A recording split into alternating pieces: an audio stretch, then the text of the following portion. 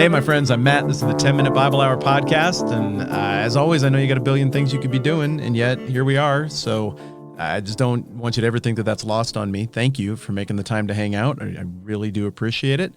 And also, I want to put a disclaimer at the front end of this episode, because we're going to do a little thought exercise here that's going to get us close to the political. But it isn't political in nature. I ain't saying nothing. If anything, not only am I not endorsing one presidential candidate or the other in the United States presidential election, if anything, I'm doing what I always do, which is intentionally endorsing nobody. Nobody for president, once again, is probably the closest thing to my opinion. So whatever lines you want to read between here, you're reading them wrong. Exercise commencing. What one single word do you Americans or non-Americans, because I know whether you want to or not, you have our dumb elections inflicted on you. What single word would you most associate with the Trump candidacy and Trump presidency? There's probably a lot of them that you'd come up with. Probably some of you did some snarky things. I don't care if you like him or don't like him. Come on, what word? It's great, right? Great is the word that seems to fit and stand out. Let's do the exact same thing from the other side of the political aisle. What do you associate with the Obama candidacies and his presidencies? This one's not hard. It's change, right? And I didn't really think about going back any further, but Bush would be probably strategery, wouldn't it? I was thinking like mission accomplished, but that's kind of a dig. I think it would be strategery. Did you know that he has a podcast, or maybe it's the Bush Center has a podcast? And the podcast is called like The Strategurist. That was Saturday Night Live making fun of the guy, and he leaned into the joke. I absolutely love it. The point is, with very prominent characters in our lifetimes, there is a branding process that happens whether you want it to or not, and there is a word or a couple of words that become very associated with the ideology and the agenda of that character. Guess what? Surprise, we're going to talk about the Bible and Jesus and stuff now, because it's what we do. So likewise, there are some words that we might associate with the Jesus campaign, or the Jesus, I guess you can't really call it a presidency, the Jesus ministry kingship time. Now, the words you're probably going to think of off the top of your head that Jesus used a lot, that keep coming up thematically, it's going to be real Christian sounding, right? Like grace or forgiveness or God. And those are all great words, and they're in there, and those concepts are present. But you know what? I think you could make a really good case that the great change or strategery of Jesus is sheep. I think about it. It comes up all over the place, and not even just in the New Testament. It's not like Jesus just out of the blue is like, I'm going to start talking about sheep a whole bunch.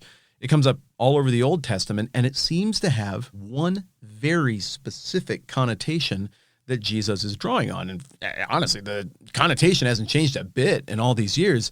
You hear people on the internet making fun of people they think don't think about stuff. What do they call them? Sheep, sheeple, wake up. I mean, that sheep thing, it means somebody who isn't paying attention. You got the wool that's down over your eyes. You can't tell what's going on very well. And if everybody else does it, you just kind of go along, because sheep have this, I really want to fit in with everybody else thing that's built in. And so unsurprisingly, when Jesus employs the term sheep, it isn't flattering, but it is affectionate. And I think it's really important to note that as we work our way through Matthew chapter 10, because on either side of the Matthew chapter 9, Matthew chapter 10 divide is Jesus invoking one of his very favorite words, very favorite concepts, again, that being sheep. Remember how chapter 9 wraps up? When Jesus, when it says, when he saw the crowds, he had compassion on them because they were harassed and helpless like sheep without a shepherd. Then he said to his disciples, the harvest is plentiful, but the workers are few. Ask the Lord of the harvest, therefore, to send out workers into his harvest field. By the way, this episode is brought to you by Matthew chapter 9, verses 37 and 38. We're going to repeat this so much.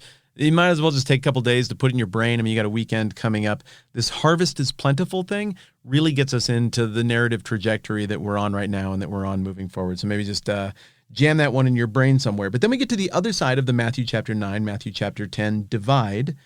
And Jesus starts talking again, and the very next set of red letters that we get from him has this same idea of sheep.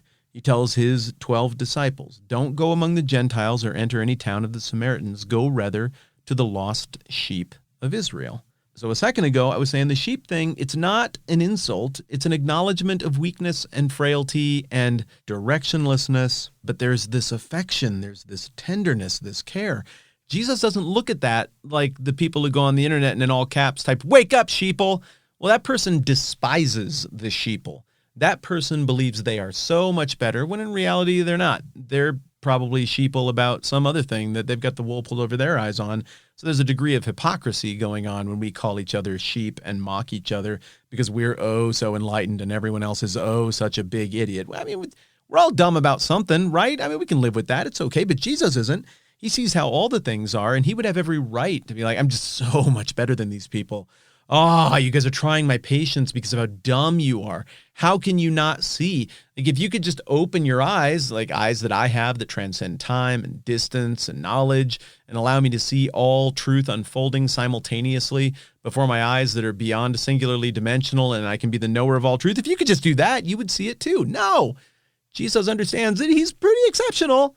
I mean, being, the one entity that predates existence and that called existence out of non-existence at one time, and being like immortal and unlimited in every way, and somebody who's always known everything and has never had to change, has never learned anything or evolved in any way. Like, he understands, well, I'm a little bit different. I'm on a little bit of a different plane than the kiddos over here. So they're not going to get everything. So there is this compassion that goes with it. And I think that runs all the way through the Bible every time we run into this sheep thing.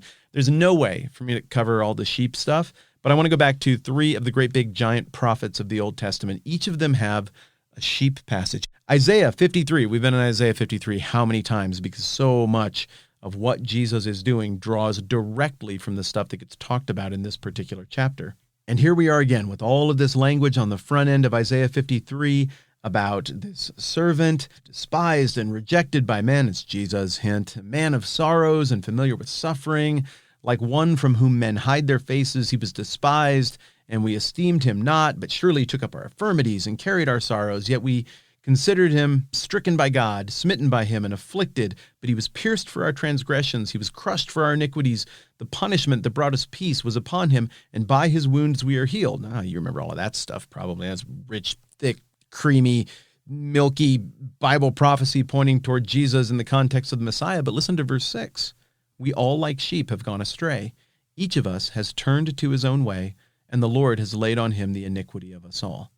So Jesus isn't just hitting on this sheep thing acontextually. He's drawing on something that everybody would know. As Isaiah 53 was very popular back then, as it is very popular now. I mean, even if you only have Easter and Christmas to have this stuff repeated to you again and again, it's drilled into your brain.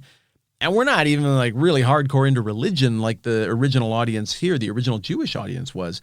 This was drilled into their brain. You say the word sheep, that was loaded.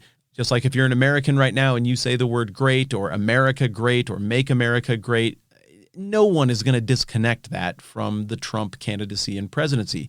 You say the word change in a political context again and again, nobody's going to disconnect that from the Obama presidency. And if you say strategery, people might not be sure if you mean Bush or Will Ferrell's version of Bush, but they're going to get a laugh out of it and know exactly what you're talking about there. Jumping over from Isaiah 53 to Jeremiah 50.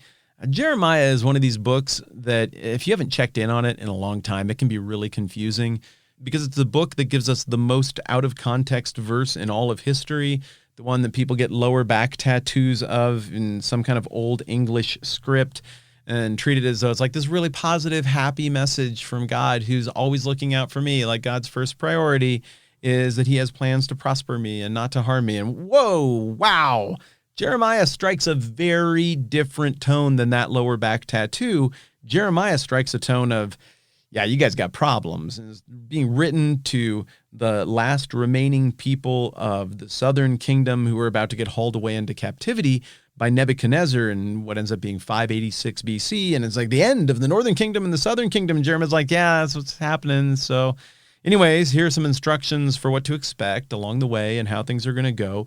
And it's dark and it's difficult. And for you and me, it's easy to read this from a distance and be like, oh, wow, yeah, that is very troubling language. But just think about how you feel regardless of what you believe about politics and everything else. The West feels in jeopardy right now. The whole tradition. Feels weird. Like there are fissures, there are rumblings, there are little seismic shifts occurring. And everybody I know, regardless of which direction they might happen to lean politically, feels a little bit unsettled. Well, this wasn't a little bit unsettled. This was a train wreck disaster. Everything is gone. Everything is ruined. This is why Jeremiah is the guy responsible for Lamentations. He's the guy who's referred to as the weeping prophet. And he's crystal clear. I mean, he's got a God-infused bird's eye perch for taking all of this in and knowing exactly what went wrong. And look at the language he employs in Jeremiah 50. And I really should say, look at the language that specifically the text attributes to God through Jeremiah. So this is God's language according to the text. Jeremiah 50 verse 1 says, "This is the word of the Lord spoken through Jeremiah the prophet concerning Babylon and the land of the Babylonians." That, again, is Nebuchadnezzar's kingdom. And then we'll jump ahead to verse 4. It says, "In those days, at that time, declares the Lord, the people of Israel and the people of Judah together will go in tears to seek the Lord their God. They'll ask the way to Zion and turn their faces toward it. They'll come and bind themselves with the Lord in an everlasting covenant that will not be forgotten." Verse 6, here we go, smoking gun. "My people have been lost sheep. Their shepherds have led them astray and caused them to roam on the mountains. They wandered over mountain and hill and forgot their own resting place. Whoever found them devoured them. Their enemies said, 'We're not guilty, for they sinned against the Lord, their true pasture, the Lord, the hope of their fathers.'" God himself using the language to say, "My people have been lost sheep."